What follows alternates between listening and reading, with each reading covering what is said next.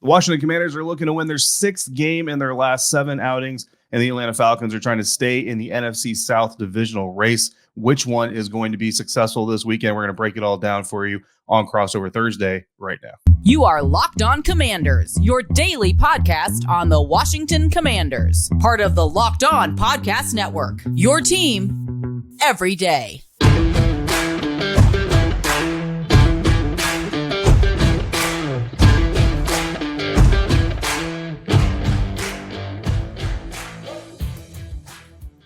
What's up, everybody? Welcome to the Locked On Commanders and the Locked On Falcons podcast, part of the Locked On Podcast Network, your team every day.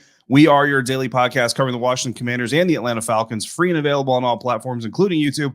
And of course, we thank you for making us your first listen or your first view of the day. I'm David Harrison, credential media member covering the Washington Commanders for Commander Country. And of course, this prestigious network previewing this weekend's game with Aaron Freeman, host of Locked On Falcons, the Falcons prophet and writer for the Falcoholic. Make sure you're following Aaron on Twitter at FalcFans, and you can find me at DHarrison82. As always, our Crossover Thursday episodes are brought to you by Prize Picks, daily fantasy made easy. You pick 2 to 5 players. You predict whether or not they're going to score more or less than their Prize Picks projection. And if you're right, you can win up to 10 times your money on any entry. First-time users, you get a 100% instant deposit match up to $100 using the promo code Locked On. That's prizepicks.com or the PrizePicks app. Use the promo code Locked On. Aaron, I'm going to do everything I can to not say Buccaneers, because typically when we do crossovers, it's the Bucs and the Falcons, but it's not the case this time. The Atlanta Falcons get to come up to the DMV. I don't know if they're going to be okay with how fancy FedEx is compared to their stadium, but hopefully they'll be able to live with it. What's going on with the Falcons? What's the biggest story for the Falcons entering this matchup? Yeah, it's adjusting to life without Kyle Pitts, right? He's suffered that knee injury last week.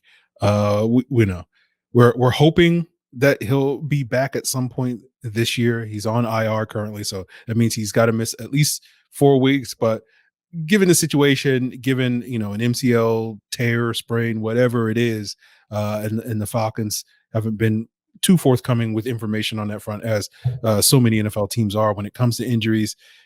Right now it's really at a point where if he does come back, it might be at the very end of the season where they're facing your other team like the Bucs in week 18, or potentially if the Falcons, somehow manage to, overtake the Bucs and win the NFC South and make the playoffs.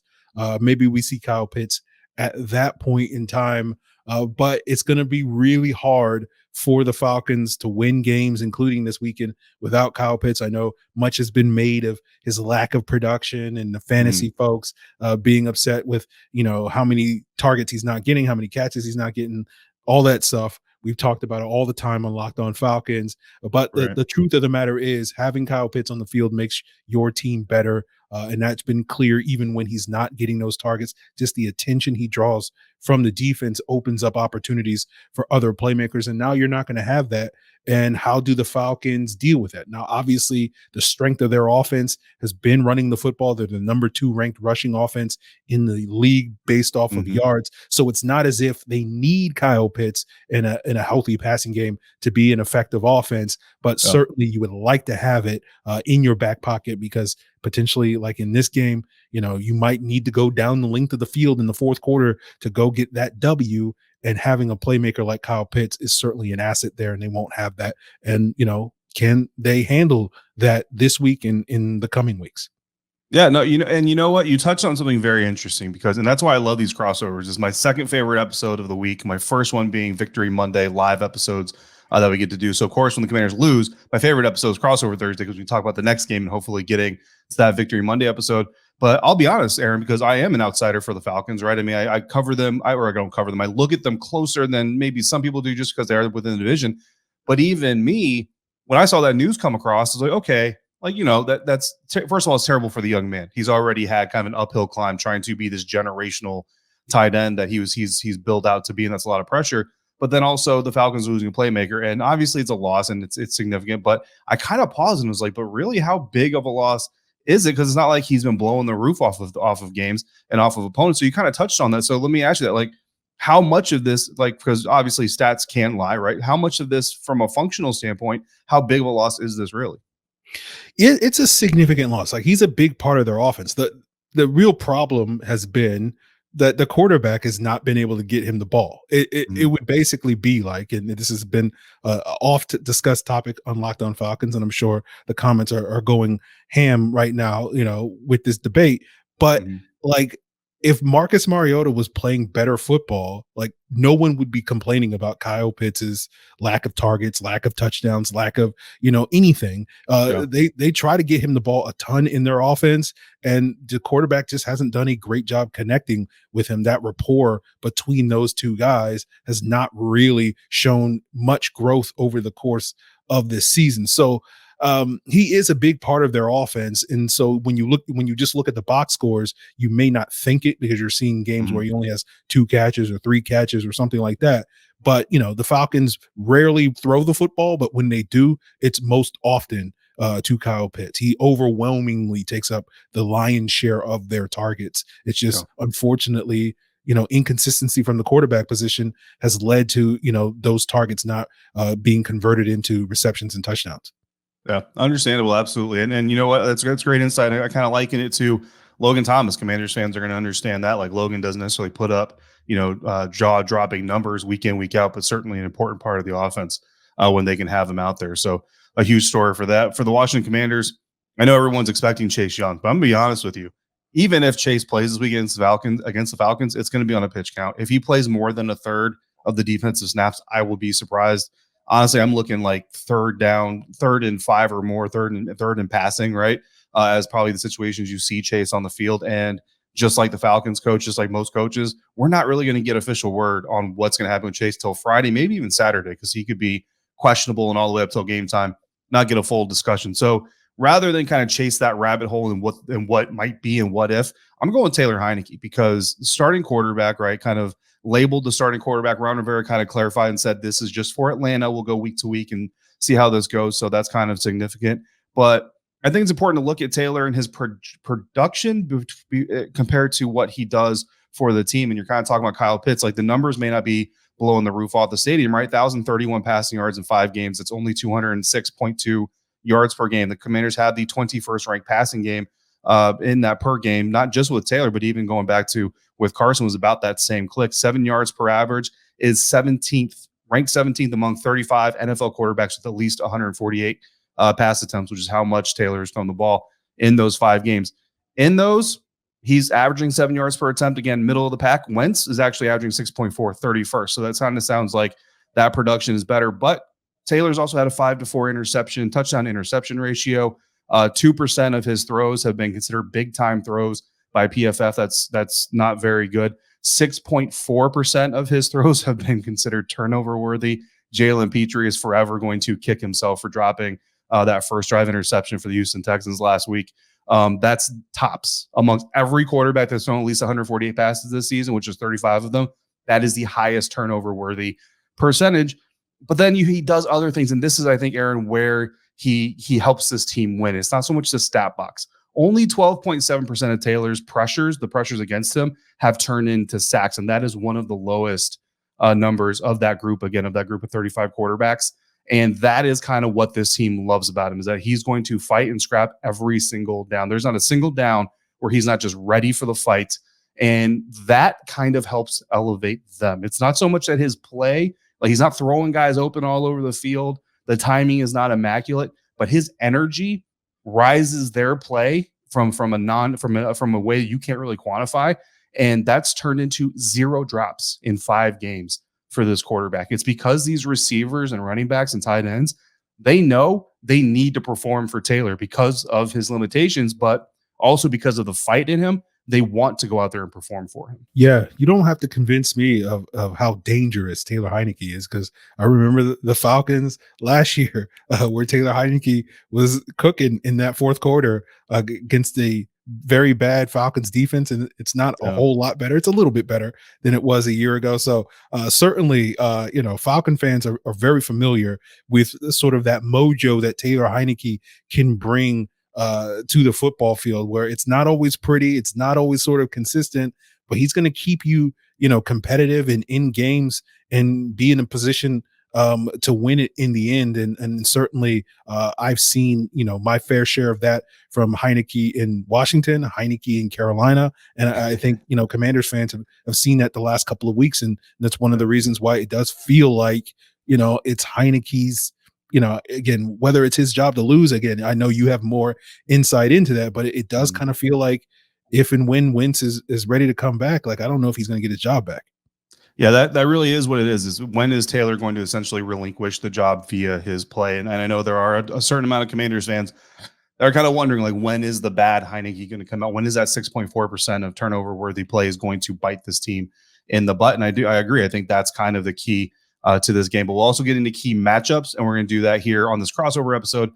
Thanks to our friends over at BetterHelp Therapy, because this show is sponsored by BetterHelp Therapy Online.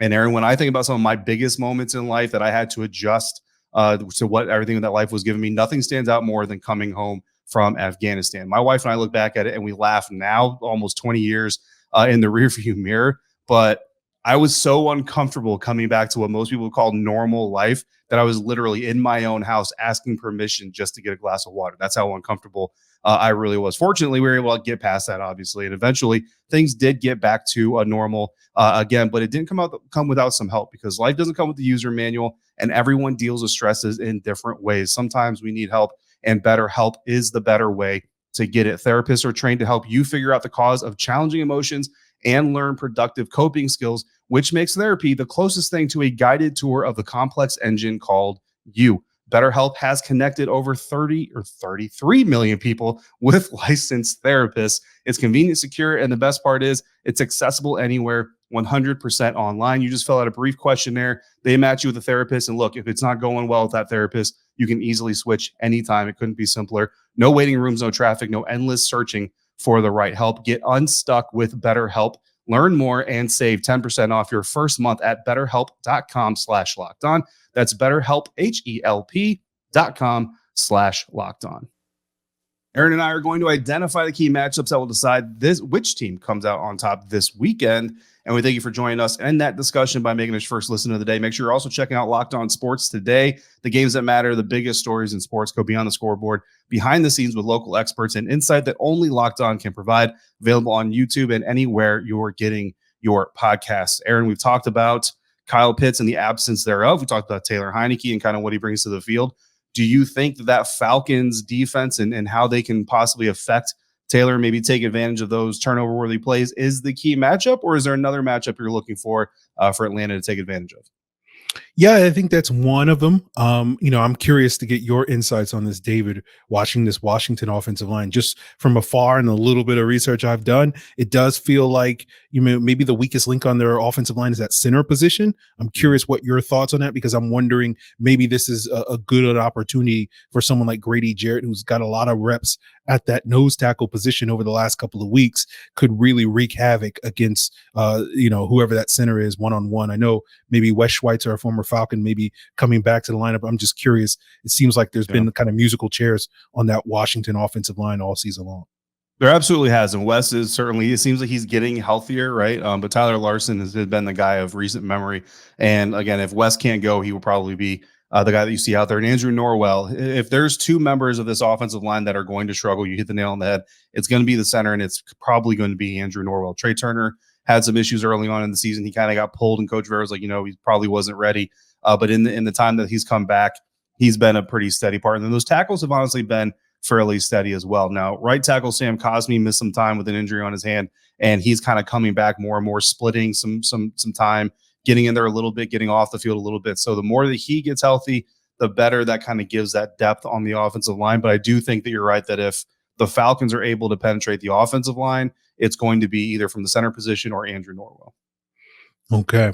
Well, I think that, is sort of where I think one of the key matchups is, up front. But on the back end, I'm very eager to see the Terry McLaurin versus AJ Terrell matchup. Yeah. Right. We saw a couple of weeks ago in that Philly game, Darius Slay kind of shadowed Terry McLaurin. Terry McLaurin still had a big game. AJ Terrell, while a year ago probably would have been ranked above Darius Slay as one of the top cover corners, has not quite lived up to that billing this year has often drawn the matchup with number one receivers, has had some good games. Like he had a great game against Amari Cooper earlier this season. DK Metcalf helped shut those guys down, but has struggled from time to time against guys like Michael Thomas and Mike Evans and others this year. So I'm very curious to see if the Falcons shadow Terry McLaurin with AJ Terrell, which I assume they will, and how that matchup goes. Because I think, if you have Grady Jarrett getting that pressure up front, if you have AJ Terrell, probably not shutting down Terry McLaurin, but just at least keeping him contained, limiting some of those big plays that he got a couple of weeks ago on that Monday Night Football and eliminate those, then I think that's a very favorable situation for this Falcons defense to basically slow down this Commanders offense and be in a position to win the game late in the game. Yeah, absolutely. What I love about these conversations, Aaron, is that Terry McLaurin is becoming a measuring stick wide receiver. And I love that because that's kind of the next step into him becoming known as maybe one of the best receivers in the National Football League. It's been Terry's their top guy. So if Terry gets going, that gives them a chance. But now it's how does our number one guy match up against him, because we want to see just how good he can be or prove to people how good he can be. I go back to the Eagles crossover. Gino Camilleri, Locked On Eagles, talked about a big play Slay and said, this is supposed to be one of the best lockdown corners in the game. This is where you prove it. And again, measuring stick comments. And then you go to the Houston Texans, and he didn't play, but Derek Stingley Jr., Cody Davis of Locked On Texans, was really hoping to get to see Derek Stingley because there's been some talk about him having kind of a down rookie year. So this could be his opportunity to show people like, look, not blowing the roof off the league, but I'm still an NFL corner. Unfortunately, we didn't get to see that matchup. But again, trying to show how good a guy is. And then now AJ Terrell, and I love your comments, trying to show how good he can be against one of the league's best, because I think it shows the maturation of Terry McLaurin, and I love to see it because he's one of the hardest working dudes in the league, I have to believe. My matchup for this game, and Commanders fans, it's going to sound familiar, it's the running game. It's the Commanders running game versus the Falcons rush defense, and I'm going to keep going to this well until it is dry. Commanders rush for 150 plus yards in each of the last two games. 3 times all year they've done it. All 3 times they've won the game. Green Bay, Philadelphia, and Houston. Those are the 3 opponents. They did it again. They rushed for over 137 yards in 4 of Taylor Heinicke's 5 starts. So that shows you the commitment that Washington is making. 4 times the Commanders have run 30 times or more. Minnesota, Green Bay, Houston, Philly, all 4 with Taylor Heinicke as starting quarterback. And you would say they probably should have won that Minnesota game. Again, one of those dangerous throws bit Taylor Heinicke and the Washington Commanders in the butt and cost them that game. Chris Russell, my co-host of Locked On Commanders, says that this is not sustainable, that this running game is not sustainable. And I agree with him, Aaron. But I do think that Scott Turner, like me, is going to continue going to this well until the team says, no, man, you're not carrying any water in that thing anymore. You minimize opportunities for Taylor Heinicke to make a mistake. You wear out the opposing defense. You shorten the game. I think 10 drives or less is what the Washington Commanders want this game to be. And even though Atlanta has a better run defense statistically, and this is where I need your insight, because again, stats sometimes lie. Atlanta has a much better run defense statistically than the last 2 defenses that the Commanders have really taken advantage of. I do think they're still going to come out trying this method and hoping they don't have to rely on Taylor's arm. Yeah, I would say the stats lie. The Falcons' run defense has not been particularly great this year. I think that's what's so fascinating about this game, because, it's funny you talk about sustainability. This is what we were talking about with the Falcons earlier this season, where it's like they're so run heavy that can they rely on that game in and game out? And there's been games where they couldn't, but for the most part, they've been able to do that. And then this matchup is so interesting to me because it's basically 2 teams that just basically all they want to do is just run the football and never throw the football. Like 3rd and 2, maybe we'll throw the ball, but outside of that, we're just going to run the football. And, I was a huge fan of Brian Robinson coming out. I think he's going to have a pretty good day against this Falcons front, just kind of grinding it out, similar to how the Falcons, utilize Cordero Patterson and Tyler Algier and Caleb Huntley, this sort of 3-headed monster they have in their backfield, just kind of grinding it out. And basically whichever team can sort of just keep the chains moving, control the clock, control possession, probably will wind up, sort of winning this game in the end. So it's 2 very similar matchups, and ultimately it'll just kind of boil down to who can win in the trenches. I think Washington feels probably a little bit better about their ability to stop the run with all those playmakers up front that they have, and then the Falcons probably would do. So that may play to Washington's favor. Yeah, no, I absolutely agree with you. I actually have a note here that says Bottom line up front, I think that the team in this matchup that holds a lead longer than 2 possessions in the second half. So for 2 straight possessions, we switch sides. Whatever team, if one of those teams can secure the lead for that long, I think that team wins, because those 2 possessions, that's going to be about 45 to 50% of your entire second half. So if you can secure the lead and get that momentum going, you force the ball into the opposing quarterback's hands. And I think that's where the opponent kind of probably falls apart just a little bit. So we've got the key matchups. We've got the biggest stories. We're going to put it all together. We're going to tell you who is going to win this game. And we're going to do that thanks to Bet Online, because this Crossover Thursday episode is brought to you by betonline.net, your number one source for sports betting info, stats, and news and analysis. Get the latest odds and trends for every professional and amateur league available, from football to basketball, soccer, esports. You got it all at betonline.net. And if you love sports podcasts, which you probably are at least partial to them because you're listening to this, you can find those over at BetOnline as well. Following week 11, Patrick Mahomes is the favorite to win the NFL MVP this season, and former Alabama quarterbacks Tua Tagovailoa and Jalen Hurts are both second and third, respectively, in those odds. So if you want to get some money in on that action, you can do that at BetOnline. Always the fastest and easiest way to get your betting fix. Head to the website today or use your mobile device to learn more at BetOnline, where the game starts. Today's Crossover Thursday episode also brought to you by Simply Safe. If you've thought about securing your home with home security, but you've been putting it off, you're going to want to hear this, because right now, Locked On listeners, you can order the number 1 rated Simply Safe home security system for 50% off. Order your Simply Safe system for half off today and enjoy advanced security and greater peace of mind this holiday season, especially as you're getting some of those packages delivered. If you got a neighbor that might be a little shady, you can catch them on film doing what they shouldn't be doing. Personally, I travel a lot, and the fact that I can check in on my home, my property with the Simply Safe app and my HD cameras that are around my house is a lifesaver. Simply Safe was named the best home security system of 2022 by U.S. News and World Report for a 3rd year in a row. And in an emergency, 24/7 professional monitoring agents use Fast Protect technology exclusive with Simply Safe to capture critical evidence and get the police or emergency response that you need with that 24/7 professional monitoring. It costs you less than $1 a day. So don't miss your chance to save big on the only security system I recommend, because I use it on my own house. Get 50% off on your new Simply Safe system at simplysafe.com/lockedon. That's their biggest discount of the year. So don't wait. simplysafe.com/lockedon NFL. There's no safe like Simply Safe. All right, guys, point of no return here. We're going to make some predictions. So Aaron Freeman and I are going to put our names on the line, our predictions on the line, and I'm going to say something that's not going to make Mike Anderson very happy. So he's just going to have to live with it. Aaron Freeman, I'm already getting screenshots from Mike booing my shows because we're talking about Commanders and Falcons. So shout out to Big Mike out there. Commanders are at home, favored by 4, which really is favored by 1 because the home team technically usually gets about a field goal advantage anyway, versus the Atlanta Falcons. Who you got coming out on top of this one? Yeah, the Locked On Falcons listeners are not going to be happy with me. I think the Commanders probably will pull it off. I think just like pretty much every game the Falcons have, it will come down to the final possession in the 4th quarter. Probably whoever has the ball last will have a chance to go down the field and win it. And whether it's the Falcons or the Commanders, I don't feel as favorable thinking about the Falcons going up against that Commanders defense, with the game on the line and probably needing to throw the football in the 2-minute drill to win the game, than I do probably Taylor Heinicke. We saw him do this last year against Atlanta, doing it in the 2-minute drill against a weaker Falcons defense.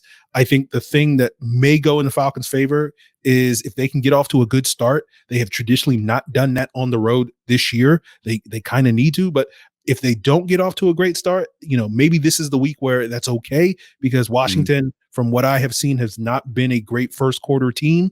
Maybe outside of that Eagles game, they haven't really done a whole lot to play with leads. So this may be a week where if the Falcons do get off to another typical slow start in the road, maybe that's not going to get them in as big a hole as it has done in previous weeks. And so maybe they'll be able to climb out of it. But, all that to say, right now, I'm feeling like this is probably going to be a low-scoring, kind of grinded out game, back and forth, field position, special teams. If Cordero Patterson can have a repeat touchdown on a kickoff return, that may be the thing that gives the Falcons the lead. But I have the Commanders winning a close one, something around like 24-21 or something like that. Nice. I like the score prediction. Listen, I have it on good authority. There are, and I can't say every team, but there are pro scouts and there are quality assurance coaches that listen to these podcasts because they want the inside information. They want the localized, focused analysis and opinions as well. So I'm going to give. So if you're a Falcons quality assurance coach or quality control coach, whatever your organization calls them, or a pro scout, check it out. Listen up. You got to score early. So there's my groundbreaking analysis. Every team wants to score fast, right? Every team wants to come out fast. But honestly, against Washington Commanders, that is the key. You need to put the Commanders behind, put the ball in Taylor Heinicke's hands, and force him to not make the critical mistake for at least 45 minutes if you can in this game. So that's really what it boils down to. And so I know every single person, well, no, duh, of course. Put your pen down. Got it. Here's my score prediction. Again, Commanders favored by 4. Atlanta is scoring 23.5 points per game on average, allowing 24.9 points per game. Very close margins of scores there, right? Washington is scoring 19.5 points per game, allowing 17.9. Again, very close margins of scores there. So Atlanta scoring differential, so you don't have to do the math, negative 1.4. They're scoring negative 1.4 points fewer than they're allowing on average. Washington's point differential, negative 0.8 points. So not even a full point on average, which means both these teams play a lot of close games. And that's what we both have kind of testified to here. 4 points is too much. That's too big of a spread. I do think the Falcons cover the spread. So if you're a Falcons fan, you want to put money on your team because you're loyal, do yourself a favor, do it against the spread, give yourself those 4 points wiggle room so you can at least celebrate your own victory, even if Atlanta loses, which I do think they will, Aaron.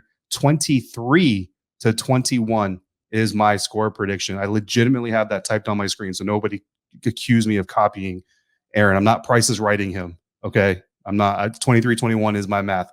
So Aaron, recapping this crossover, my biggest story for the Commanders is Taylor Heinicke going to continue to keep the Commanders out of trouble, not put up a lot of numbers, but can he avoid the big mistake? Key matchup, Commanders rushing game versus that Falcons rush defense, which you say statistically is better than they actually are functionally, which makes all Brian Robinson Jr. fantasy owners very, very happy. Score prediction, Falcons do cover the spread, I think, but Washington gets their 3rd straight win and sets up the possibility, Aaron, that 3 NFC East teams could have 8 wins or more after week 13.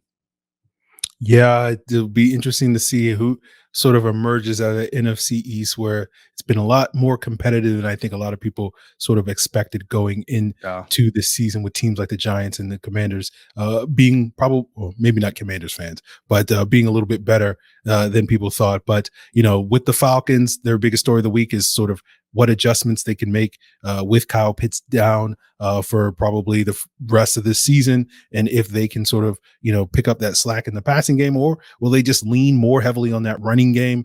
The key matchup in this game is going to be that Terry McLaurin versus AJ Terrell matchup, but also up front, you want to see if Grady Jarrett can cook against a questionable Washington interior offensive line. And for the final score prediction, very similar to what David has. I have the Commanders winning 24-21, but the Falcons do wind up covering, maybe getting that backdoor cover on the spread.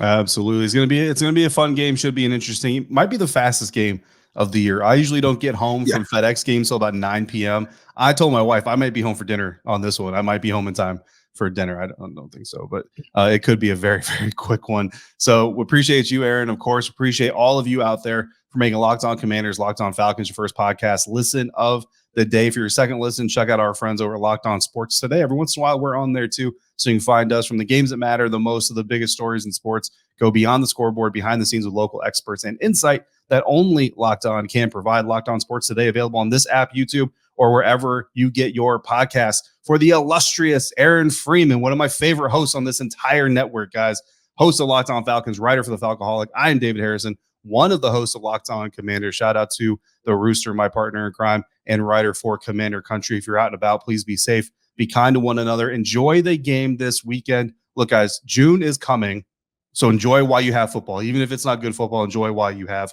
football. If you see us around, make sure you say hi. Thank you for joining us on this Crossover Thursday episode on the Locked On Podcast Network, your team every day.